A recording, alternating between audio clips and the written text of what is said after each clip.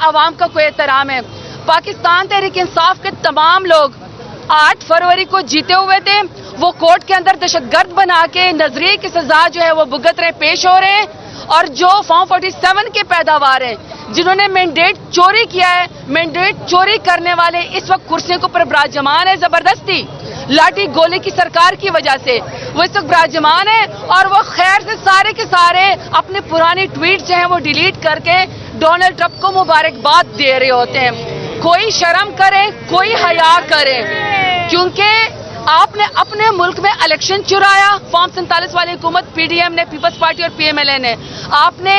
تمام بندوقیں لے کے آپ نے آر او کے دفتر کے اوپر حملے کیے، اور آپ نے فارم 47 کے ذریعے آپ نے ریزلٹ چینج کیا۔ پاکستان تحریک انصاف ایک مسلمہ حقیقت ہے، پاکستان تحریک انصاف سب سے بڑی پاکستان کی پولیٹیکل پارٹی ہے،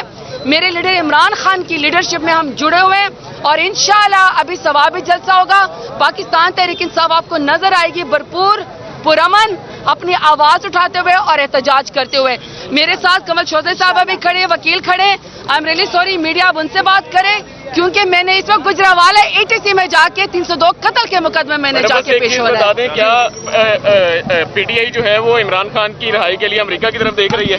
دیکھیں، آپ میڈیا کے لوگ ہیں، ہم سب 25 کروڑ عوام بھیڑ بکریاں نہیں ہیں، سب کو پتا ہے کہ عمران خان میرے لیڈر بے گناہ ہیں، ان کو جھوٹے کیسز میں اندر کیا ہوا ہے، کیونکہ سیاست میں نواز شریف، شہباز شریف، زرداری ان کا مقابلہ نہیں کر سکتے تھے۔ ہمیں میرا خیال ہے کہ دوسرے ملکوں کے بجائے اپنے ملک میں رول آف لا کو ٹھیک کرنا چاہیے، کہ 9 مہینے سال ورکرز، لیڈران بے گناہ جیلوں کے اندر بیٹھے ہوئے تھے اور ان کی ضمانت بھی نہیں ہوتی، اور اگر ضمانت ہو جاتی ہے بے گناہ 1 سال،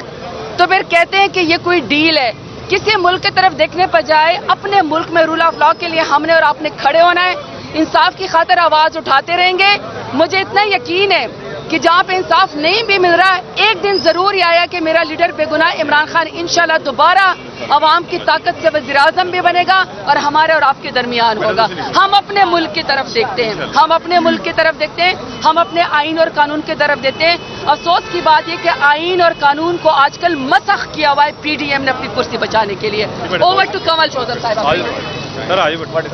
اچھا جی، بسم اللہ الرحمن الرحیم۔ ایاک نعبد و ایاک نستعین۔ جس طرح زرتاج نے بتایا، یہاں پہ 4 کیسز تھے، اور آج ایک کیس میں تو اویلیبل اور 2 کیسز میں نان اویلیبل وارنٹ ایشو ہوئے ہوئے تھے، میرے بھی ان کے بھی، اور خالد صاحب نے جو ہے وہ ابھی ہمارے کیس پلیٹ کیے ہیں۔ کل میری راول پنڈی کے جو آرے بازار کا کیس ہے، جو GHQ کا کیس بنا کے الگ سے چلایا جا رہا ہے ٹرائل، اس میں خان صاحب کا ٹرائل کیا جا رہا ہے، اس میں پارٹی کے تمام لیڈرشپ کو ٹرائل الگ سے کیا جا رہا ہے، اور بڑا سپیڈی ٹرائل ہے، کل وہ صبح ATC میں لگا ہوا ہے۔ جس طرح زرتاج بتا کے گئی ہیں، ہمیں صرف اور صرف ATC میں کلبھوشن یادو کو پاکستان میں پروٹوکول دیا جاتا ہے، اور پاکستان تحریک انصاف کی خواتین ہو یا لیڈران ہو، ان کو دہشت گرد بنا کے دہشت گردی کی عدالتوں میں بلایا جاتا ہے۔ لیکن ہم خوش ہیں، ہمیں کوئی مسئلہ نہیں ہے، ہم عوام کو دکھانا چاہتے ہیں کہ یہاں پر کس طرح سیاست کے نام پہ سیاسی بغض کا، نعت کا، اور ایک کیا کہتے ہیں شدید قسم کی، جس کو کہتے ہیں نا، وکٹمائزیشن کی جا رہی ہے۔ یہی حالات آپ کو اڈیالہ میں قیدی نمبر 804 عمران خان کے نظر آتے ہیں۔ صرف ایک ٹرائل ہے، اب پاکستان کے آئین اور قانون کے مطابق آپ ایک کیس میں 1 دفعہ سزا دے سکتے ہیں، وہی کیس کے بچے ہو رہے ہیں، کبھی وہ القادر کیس کا پتہ لگتا ہے جی اب دوسرا بچہ پیدا ہو گیا، اب وہ سیکنڈ نمبر 3، پھر توشہ خانہ، جنہوں نے مرسڈیزیں لی، جنہوں نے BMWs لی، وہ پوچھتے کہاں، کون سی BMW، اور ان کو کوئی نہیں پوچھتا، نہ ان کے ہاروں کو کوئی پوچھ رہا ہے، نہ بلاول ہاؤس کا کوئی پوچھ رہا ہے کہ یہ 5 ارب روپے کا جو اتنا بڑا سفید ہاتھی ہے یہ گفٹ ہوا تھا تو کس کھاتے میں ہوا تھا۔ لیکن عمران خان کو جناب جھوٹے کیسز میں وہ اندر بند کرنے کی کوشش ہو رہی ہے۔ وجہ کیا ہے؟ وجہ یہ ہے کہ پاکستان کی عوام کا مینڈیٹ عمران خان اور اس کی پارٹی کے لیے ہے۔ ابھی جس طرح امریکن الیکشنز کی بات ہوئی، تو میں یہاں پہ توجہ دلانا چاہتی ہوں پاکستانیوں کو کہ الحمدللہ پورے الیکشن میں کسی الیکشن کمشنر کا ذکر بھی نہیں آیا، کسی الیکشن کمیشن کا ذکر بھی نہیں آیا۔ اس لیے 45ویں صدر جو ہے وہ 47ویں صدر دوبارہ منتخب ہو گئے۔ یہاں پہ 45 فارم آنا تھا اور فارم 47 نکل کے آ گیا تھا۔ 45 और 47 अगर इलेक्शन कमीशन के हथे चढ़े तो फॉर्म बन जाता है, और अमेरिका में अगर इलेक्शन कमीशन ना हो तो बंदा जो है वो आवाम की ताकत पे दोबारा सदर बन जाता है, चाहे इस्टेब्लिशमेंट किसी साइड पे भी हो। ये फ़र्क होता है। तो हम अल्लाह से दुआ कर सकते हैं कि या अल्लाह